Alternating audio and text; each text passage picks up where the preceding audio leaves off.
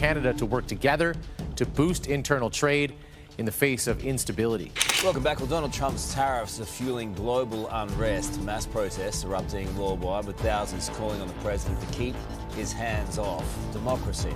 Double tariffs on steel and aluminum, hiking the tax from 25% to 50%. More than 90,000 U.S. manufacturing jobs are now at risk, while Canada's exports to Asia and Europe have surged by 19% in just 5 months, according to newly released 2025 trade data.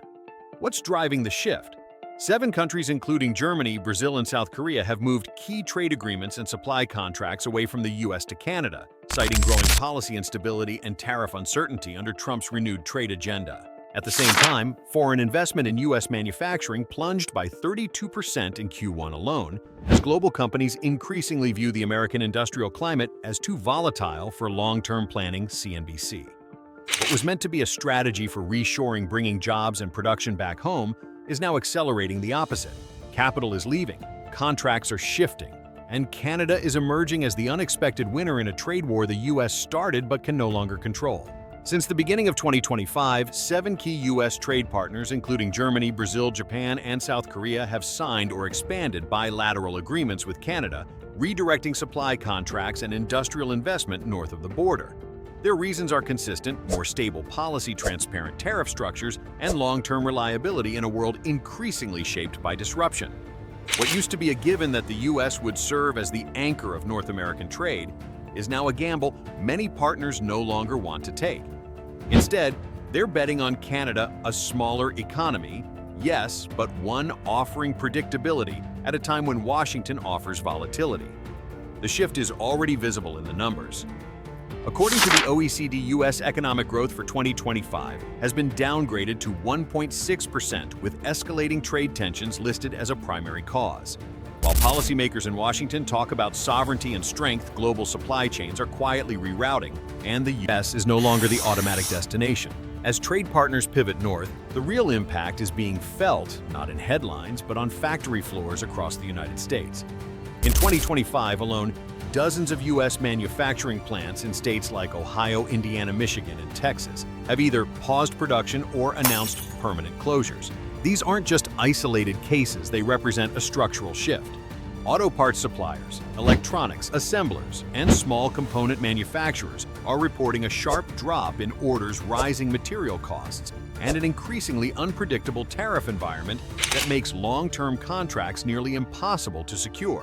What was once billed as a reshoring revolution is unraveling in real time.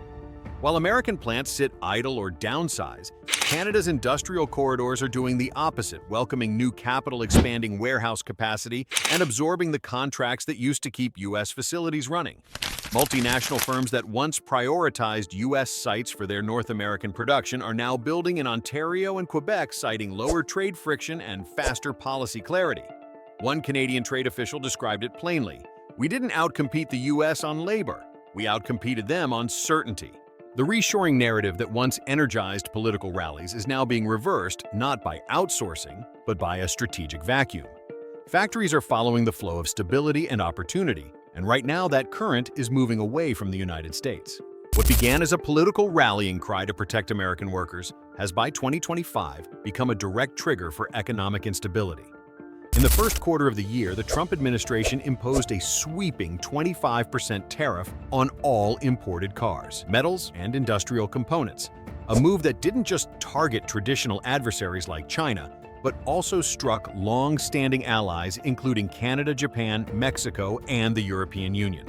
The global response was swift and coordinated. Within weeks, retaliatory tariffs were leveled against U.S. exports, hitting agriculture, machinery, and energy sectors hardest. The tit-for-tat escalation quickly moved from political theater to operational paralysis.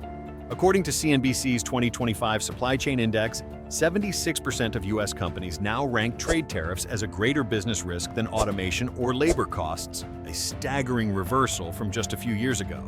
Across sectors, firms are reporting inventory gridlock pricing, uncertainty, and production slowdowns, all linked directly to cross-border trade restrictions. What was meant to pressure foreign competitors has ended up punishing domestic producers, many of whom now face rising input costs without any strategic clarity.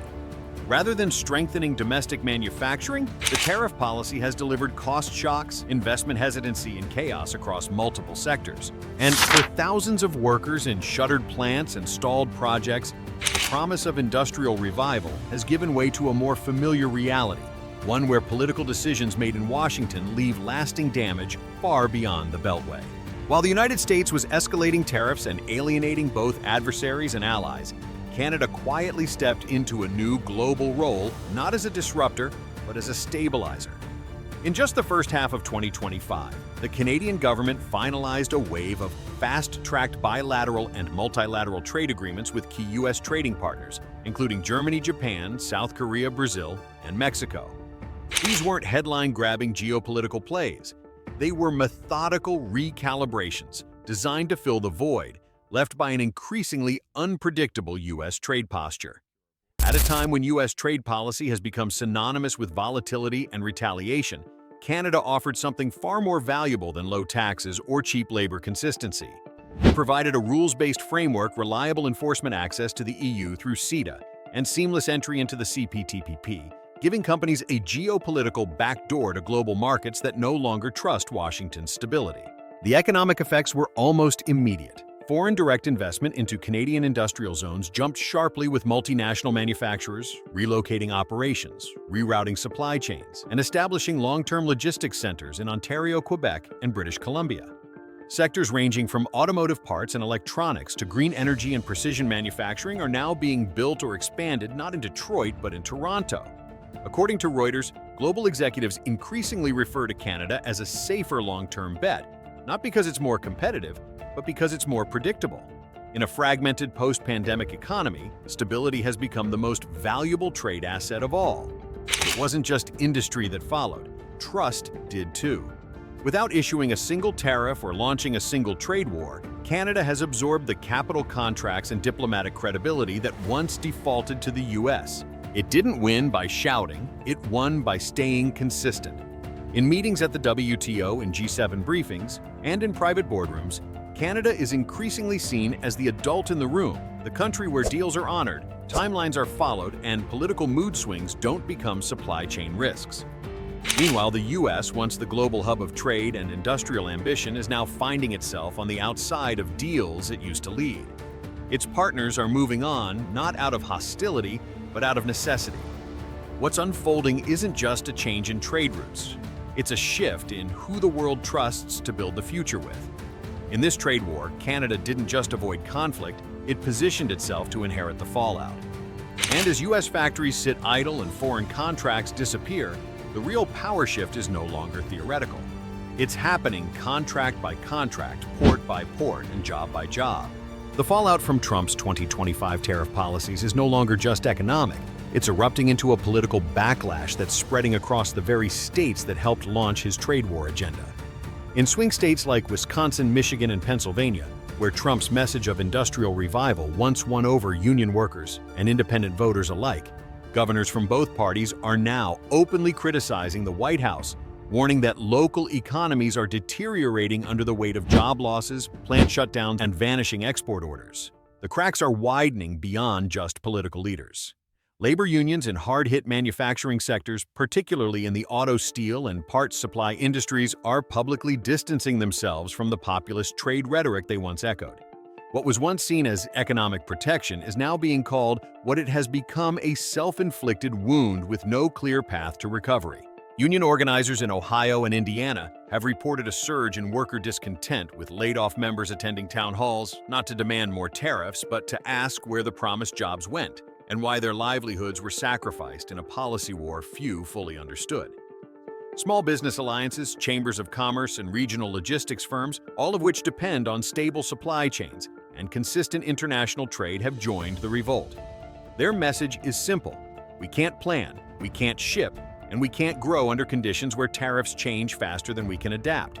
Many are now lobbying state legislatures for emergency relief and pressuring federal lawmakers to intervene. And in Washington, the rebellion is becoming legislative. A bipartisan coalition in Congress is drafting new oversight laws to reclaim tariff authority from the executive branch, arguing that the unchecked use of trade policy has introduced unprecedented instability into the American economy. The proposed reforms include mandatory economic impact studies, greater transparency around tariff targets, and fast-track congressional veto power over large-scale trade actions. Some Republican lawmakers, particularly those facing tough re-election fights, have quietly signaled their support, aware that loyalty to the tariff agenda may come at the cost of their seats. The political cost is becoming impossible to manage. Slogans like "America First" and "Bring Jobs Back" no longer carry weight in communities watching their last factories close. In campaign stops across the Midwest, even Trump allies are being met with skeptical crowds and pointed questions. And with the 2026 midterms just months away, what was once the cornerstone of an economic message has become a liability, not just among political opponents, but among the very base that once cheered it on. In the end, the question echoing from Union Halls to Capitol Hill is no longer whether the trade war was bold. It's whether it was ever built to serve the workers it promised to protect. And more urgently, who will be held accountable for what's been lost and what's still unraveling. This isn't just a policy misstep. It's a real-time economic retreat playing out across factory towns, logistics hubs, and rural communities that were promised revival. While the U.S. doubles down on economic isolation through aggressive tariffs, countries like Canada are quietly building coalitions, securing trade deals, and attracting the very investment America is pushing away. What was framed as a bold step to protect U.S. workers has instead cost them their contracts, their job security, and the industries that sustain their towns. The data doesn't lie. Factories are closing, supply chains are rerouting, and America's global manufacturing influence is shrinking. Meanwhile, political allies are turning critics and foreign partners are moving on.